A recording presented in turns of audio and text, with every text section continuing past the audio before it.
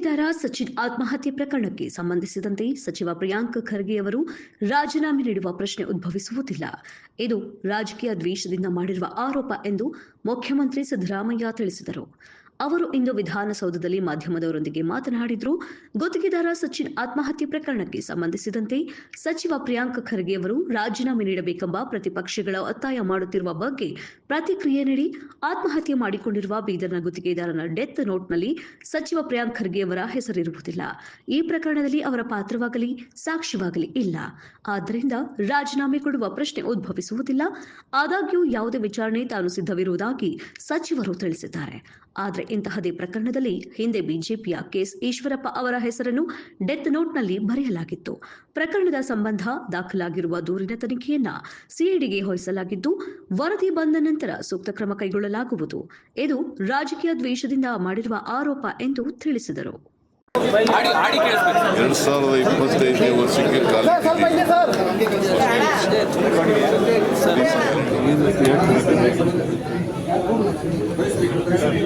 ಅವ್ರ ಹೆಸರಿಲ್ಲ, ಅವ್ರದ್ದೇನು ಪಾತ್ರ ಇಲ್ಲ, ಅವ್ರ ಮೇಲೆ ಏನು ಎವಿಡೆನ್ಸ್ ಇಲ್ಲ. ರಾಜೀನಾಮೆ ಕೊಡಬೇಕು ಅಂತ ಇಲ್ಲಿ ಈಶ್ವರಪ್ಪ ಇದರಲ್ಲಿ ಕೇಳಿದ್ರು ರಾಜೀನಾಮೆ. ಈಶ್ವರಪ್ಪನ ಹೆಸರು ಬರೆದಿದ್ದು ಹೆಸರು ಇದೆಯಾ? ಡೆತ್ ನೋಟ್ನಲ್ಲಿ ಇವರ ಹೆಸರು ಇದೆಯಾ?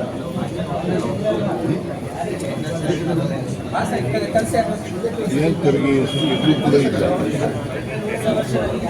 ಅವ್ರು ಹೇಳಿದ್ದಾರೆ ಯಾವುದೇ ಎನ್ಕ್ವೈರಿಗೆ ನಾನು ತಯಾರಿದ್ದೀನಿ.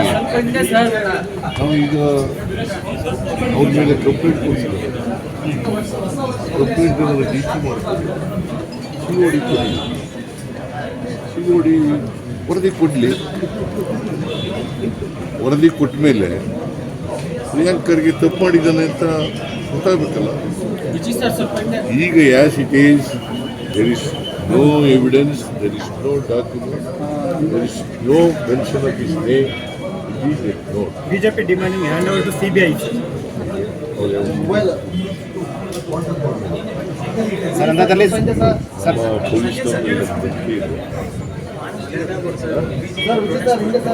ಅವರು ಅಧಿಕಾರದಲ್ಲಿರುವಾಗ ಒಂದೇ ಒಂದು ಮ್ಯಾಟರ್ನ ಸಿಬಿಐ ಕೊಟ್ಟಿದ್ದಾರೆ. ಯಾವತ್ತಾರು ಕೊಟ್ಟಿಲ್ಲ. ಮತ್ತು what moral right they have? ನೈತಿಕತೆ ಕೊಡ್ಲಿ. ಸಿ ಟಿ ರವಿ ಕೇಸ್ ಕೂಡ ಸಿಐಡಿ ಕೊಟ್ಟಿಲ್ಲ. ಅದು ಹೇಳಿದಾರ ಇದು ಅಂತ FSL ರಿಪೋರ್ಟ್ ಬಂತು. ಮಹಿಳೆಗೆ ಅವಮಾನ ಆಗೋ ರೀತಿಯಲ್ಲಿ, ಅವಹೇಳನ ಆಗೋ ರೀತಿಯಲ್ಲಿ ಮಾತಾಡಿದ್ದಾರೆ ಅಂತಕ್ಕಂಥದ್ದು ಆರೋಪ ಅಲ್ವಾ? ಆರೋಪದ ಆಧಾರದ ಮೇಲೆ ಸಿಟಿ ರವಿಗೆ FIR ಆಗಿದೆ. ಅದು ಕೂಡ CIDಗೆ ರೆಫರ್ ಆಗಿದೆ. ಕಳೆದ ವರ್ಷ ವಿನಾಕಾರಣ ಬಿಜೆಪಿ ಸರ್ಕಾರ ಟಾರ್ಗೆಟ್ ಮಾಡಿದೆ ಅಂತ ಹೇಳ್ತಾ ಇತ್ತು ಕಾಂಗ್ರೆಸ್. ಈ ಹೊಸ ವರ್ಷಾಚರಣೆ ಸಂದರ್ಭದಲ್ಲಿ ವಿರೋಧ ಪಕ್ಷಕ್ಕೆ ಏನ್ ಹೇಳಕ್ ಬಯಸ್ತಾರೆ ಸರ್? ಅವರಿಗೆ ಸದ್ಬುದ್ಧಿ ಕೊಡ್ಲಿ ಅಂತೇಳಿ ಅಷ್ಟೇ. ಪ್ರಿಯಾಂಕ ರಾಜೀನಾಮೆ ತಗೊಳ್ಳಲಾಗತ್ತೆ. ಅವ್ರು ಡಿಮ್ಯಾಂಡ್ ಮಾಡ್ತಿರೋದು ಬಿಜೆಪಿ ಸರ್ ಹೊಸ ವರ್ಷದಲ್ಲಿ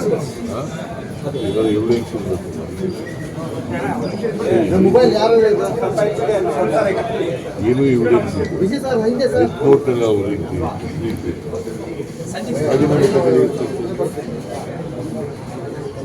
ಅದು ರಾಜಕೀಯ ದ್ವೇಷದಿಂದ ಮಾಡ್ತಕ್ಕಂಥ ಆರೋಪ. ಹೊಸ ವರ್ಷದಲ್ಲಿ ಹೊಸ ಸಂಪುಟ ಏನಾದರೂ ಆಗುತ್ತಾ? ಸಚಿವರ ಸಂಪುಟ ಪುನರಚನೆ? ಇಲ್ಲ, ಹೈಕಮಾಂಡ್